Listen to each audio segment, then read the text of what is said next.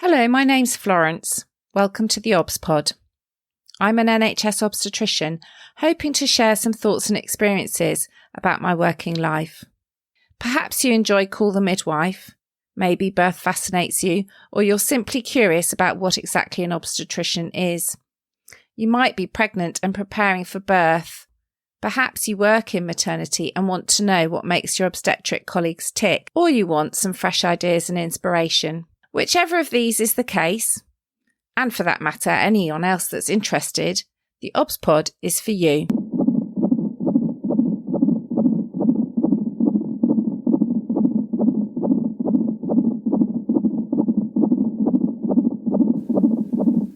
Episode 4, Detour. So when I trained, everyone had to do a year in some other specialty. It was quite common to choose something a bit related. So some people chose sexual health, some people chose urology or neonates, and some were a little bit broader, so chose A&E or general surgery to improve their surgical skills, or general medicine to improve their medical skills. And we all gained new skills and we all brought them back in to our workplaces when we returned to our specialty. So I chose neonates, care of newborn babies. And really in this job, I had three main roles. So the first role was attending deliveries to resuscitate babies. So some babies at birth need a little bit of help. It's a massive change when a baby's born and it takes its first breath. And in fact, the whole circulation within the baby needs to switch over very quickly compared with what it was doing previously. Sometimes a baby needs a bit of help to do this. So we have a special machine called a resuscitator, and basically it warms the baby. It has oxygen and air and the equipment to be able to help the baby breathe while it's working out how to do it for itself. So for some births, a paediatrician is called to be there just in case the baby needs this resuscitation, this additional help.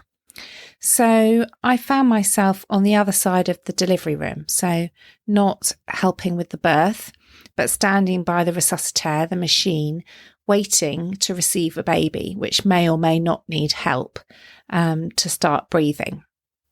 And sometimes in obstetrics, we can be a little bit amiss. So we can refer to the paediatricians as the ped. We don't necessarily bother to know their name. And I discovered how that felt to be the nameless ped that was just called and sent to attend a birth and have this responsibility of potentially resuscitating a newborn baby. Things have got a little bit better now in the present day, and a lot of us in maternity are trained to do this bedside resuscitation. So all of us obstetricians and midwives do an annual update on newborn life support, newborn resuscitation, in case we're needed to help out at a birth. So although we do still call our paediatricians and neonatal nurses and very much need their expertise, we are there on hand to do the first bits if need be. So that was a key component of my job. The second main component of my job was looking after the babies in the neonatal unit. So about 7% of babies are what we call preterm. So that is they're born before 37 weeks. And some of these are relatively well. Certainly babies born at 34 weeks onwards usually have very little that they need assistance with. But extremely preterm babies, which make up 5% of those 7% preterm births, so a very small number, are extremely preterm. So that is born before 28 weeks. And these babies may need intensive care for a long time. In fact, when a preterm baby is born, the paediatricians often say to parents that they may not be able to take their baby home until actually the time that their original due date was, because they potentially have quite a long and complicated time in hospital growing and developing. So I found looking after the preterm babies on the neonatal unit rather difficult. It felt more like veterinary medicine than obstetrics did, because I was unable to communicate with my patients. So the babies could be very small. They could be as small as 750 grams. That is 3 pats of butter or possibly a bag of sugar. So they were very, very small. And I didn't get that much contact with their parents as a very junior doctor. But what I did have to do was the sort of regular practical tasks on the unit. And this included doing the phlebotomy round. So that is taking blood, minute blood samples, which went in these tiny, tiny bottles that were literally a few drops of blood that we had to squeeze out to do the tests that we needed to look after this baby. And it was very difficult, and the veins were not much bigger than the tiny needles we were using to try and take these blood tests. And it was very difficult. The other aspect of this work was it really brought home to me the tremendously long stay that a preterm baby can have and the complications that it can encounter. So babies born preterm can sometimes end up with chronic illnesses. And so although about 90% of babies beyond 28 weeks survive, they can have breathing problems, cerebral palsy, and other complications, hearing problems, visual problems, which make life more difficult for them. So I really started to understand the context of some of the work that I was doing. The routine baby checks on the postnatal ward actually were the bit that I found most difficult. We were taught how to do a baby check, and it was very tedious. It was mundane. Families were desperate to go home. It was very repetitive, but there was a massive weight of responsibility knowing that I was the only doctor doing a baby check. And we routinely checked baby's heart, baby's pulses, hips for dislocation of the hip, reflexes such as the suck, and check the baby's palate, fingers, toes, spine, all seemingly quite straightforward. But I was pretty terrified that I was going to miss something. You know, we'd had fairly short training, and one day I did miss something. So we had a baby that wasn't feeding brilliantly, was a bit lethargic, didn't really know what was wrong with it. I can't remember. I think I discussed it with the registrar, but I don't think he ever went to look at the baby. And I was pretty devastated the next day when I turned up for work to find that baby in the neonatal intensive care, because overnight it had been discovered that the baby had a heart abnormality. And fortunately, the baby did okay and was transferred for the surgery it needed.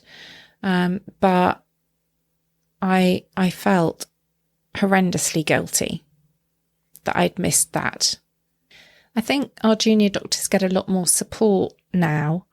And I know that examination of the newborn, the baby checks that I was doing, are often now done by midwives that have been upskilled by doing a quite significant training course under supervision, rather than a doctor that's literally been told how to do it once or twice and then expected to get on with it.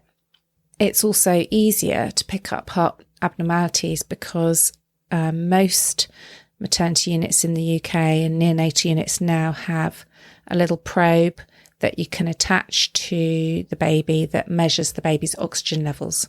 So it's harder. It's not impossible, but it's harder to miss things now than it was.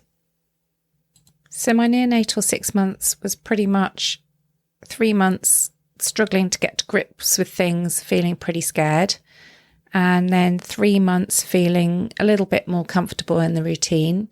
And then time to leave. So for my second placement, I chose paediatric surgery. And the reason for this was I'd become interested in fetal medicine during my first year on the job. And fetal medicine is the expertise of diagnosing fetal anomalies on ultrasound scan. Some conditions where the baby develops abnormally need corrective surgery as soon as the baby's born or shortly after. And I wanted to understand a bit more about that treatment. So I got a job for 6 months in a tertiary paediatric surgery department where I learnt a bit about surgery. So some of the conditions we looked after were bowel conditions where the bowel is outside the tummy wall, such as gastroschisis and exomphalos.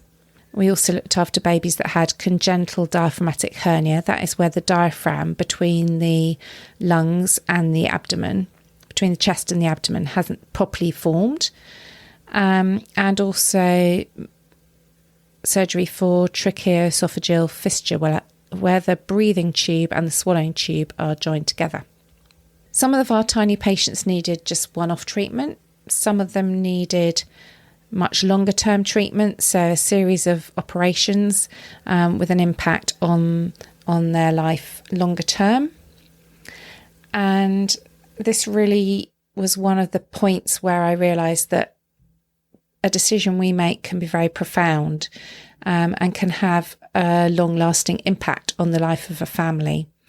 And that sounds obvious, but I think when you're a young doctor, you don't necessarily realise the impact of that.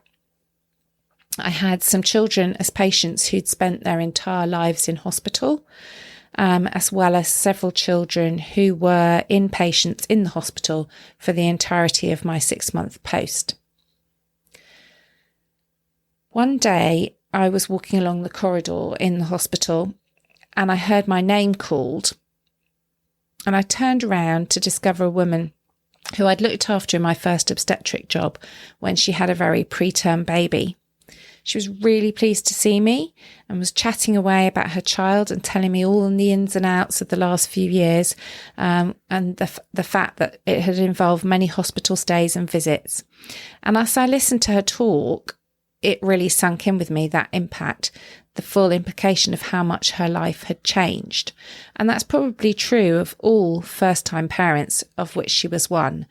But for this woman, much more radically so. So in obstetrics, we often deliver a baby, we pass a baby straight on, almost within seconds, almost without even glancing at what sex the baby is, straight to our paediatric colleagues through necessity. But we don't often see the long-term outcome. So meeting this woman several years after the event was a really big learning point for me. Surgery on such tiny babies and children was painstaking, with us gathered around this tiny form on a normal adult size operating table. The surgeons wore little magnifying glasses on their glasses, and the surgical instruments were tiny, seemingly like toys, dainty little doll-like things. And the sutures, the stitches, were very fine, very thin. So stitches come in various thicknesses and they have a scale. And in obstetrics, we use usually number 1 or 0 for caesareans, and perhaps something called 2O, which is a bit thinner, for something more delicate like vaginal stitching.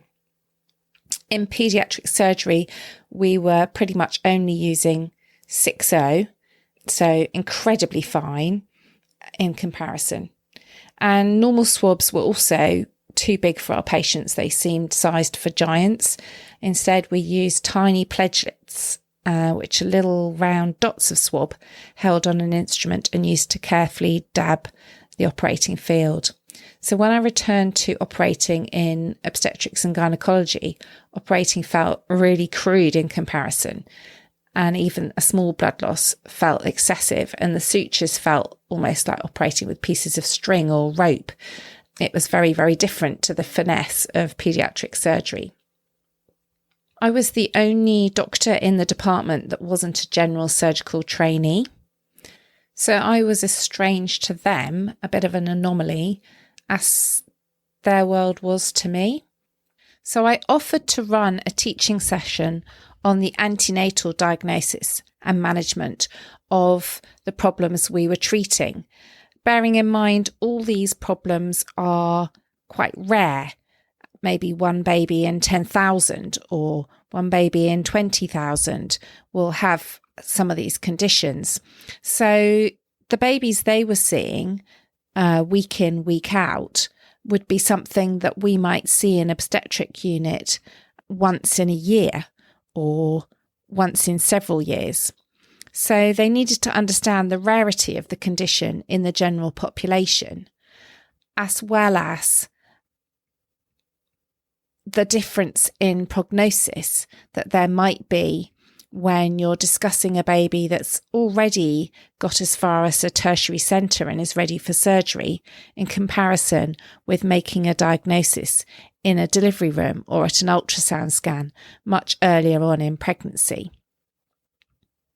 A baby that reaches a tertiary unit and is ready for surgery is already a survivor. It's already overcome significant challenges just to be there in the first place.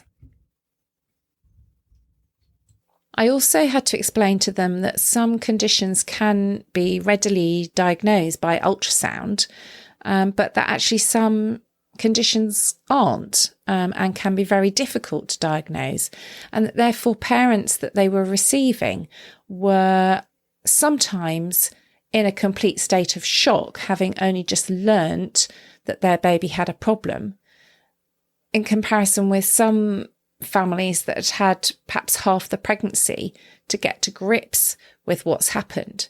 Some of the abnormalities we were seeing, such as exomphalos, can be diagnosed even at 12 weeks, giving a family a long time to come to terms with what treatment that baby may need and what that means for them as a family.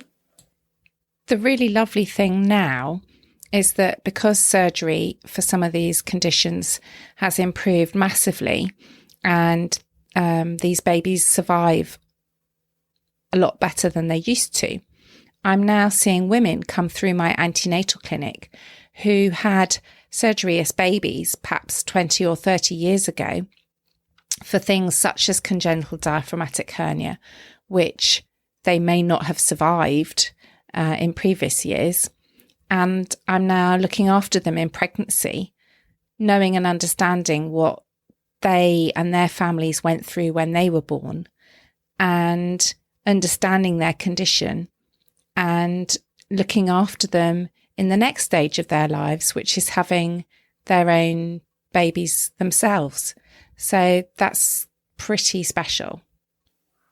It was very interesting for me that 6 months. I learnt an enormous amount, but I also like to think that I taught the department round me a little bit too, and gave something back. So now we get to today's zesty bit, the bit where I suggest something that you might want to take away from today's episode. And today's zesty bit is that seeing something from another viewpoint can be very valuable. So breadth of experiences and perspectives are important. I was very lucky. I had to go and spend a year in other specialties.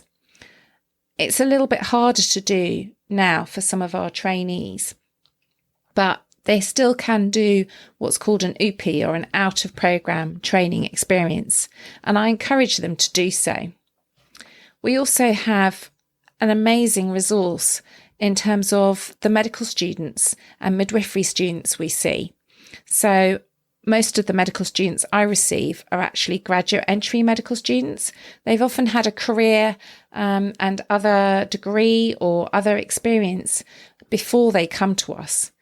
I've had in my clinic to teach a journalist, an anthropologist, a psychologist, and they bring a lot of extra experience and insight. Midwifery students are the same. We've got a lot of mature midwifery students who bring different knowledge and expertise from their lives, their other life skills. Our junior doctors rotate, so every year or even every few months, we get fresh eyes, fresh ideas from doctors coming either from different areas of the hospital, our GP trainee colleagues who may have come from medicine or psychiatry or paediatrics, who can teach us skills and things we don't know, as well as doctors that have come from other hospitals. So we get doctors rotating through London, but also from outside London, from abroad, and coming into programme. So all these give us new ideas and new insights that we don't have. And a lot of you know I do a lot of work on maternity experience. And women that we care for also bring us fresh views and ideas. They can help us prevent getting stuck in our ways. They can help us see our blind spots. They can make suggestions about how we could organise things better and what is useful for them and what isn't. So if you're a woman or family using maternity services, give us your thoughts, tell us your suggestions. You might want to get involved in your local Maternity Voices partnership. Help us change and move forward. And if you work in maternity services, listen to those suggestions. Listen to the experiences your women are telling you they're having in your service, as well as ask others around you that you're working with, what are their thoughts and ideas? What is their experience of life? What skills do they bring that you might not realise they have? So I do hope you've enjoyed listening to the theobspod. If you have, please do leave me a review, subscribe, and join me again to explore more about the day-to-day life of an NHS obstetrician. Please do share what you've enjoyed about listening, and particularly if you've done anything differently as a result. I would like to confirm that although I'm talking about my experiences in my working life, there is no intention to identify any specific woman or family under my care. I take confidentiality very seriously. If you want more information about me, I can be found on Twitter at FWMaternity. And do check out the MatEx hashtag, MATEXP, as well as our website, matex.org.uk, for ideas on how to improve women's experience of maternity care. Thank you for listening.